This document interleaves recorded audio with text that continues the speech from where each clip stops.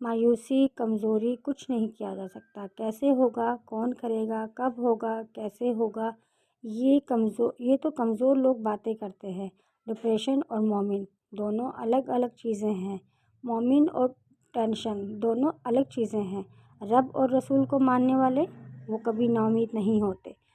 آج لوگ پریشان رہتے ہیں کیونکہ ہمارا رب اور اس کی رحمت سے شاید ہمارا یقین کمزور ہو گیا ہے۔ اپنے رب سے اچھی امید رکھو، وہی کرے گا، وہی کر سکتا ہے، وہی دے گا، وہی دے سکتا ہے، اور وہی سنتا ہے اور وہی سب کی سننے والا ہے۔ اس کے علاوہ کوئی خالق نہیں ہے، کوئی مالک نہیں ہے۔ اور ہم سب کو آج ہم پریشان رہتے ہیں، ہمارے ہاں اولاد نہیں ہے، ہماری اولاد نافرمان ہے، ہمارے والدین کو کوئی سنبھالنے والا نہیں ہے۔ لوگ اپنے بچے آج اپنے والدین کو گھروں سے نکال دیں۔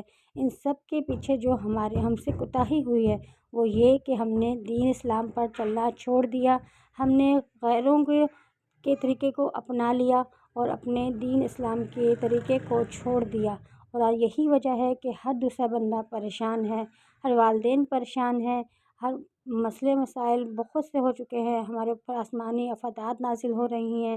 اللہ پاک سب کو اپنے حفظ و ایمان میں رکھے اور ہم سب کو نیکی کے راہ پہ چلنے کی توفیق دے۔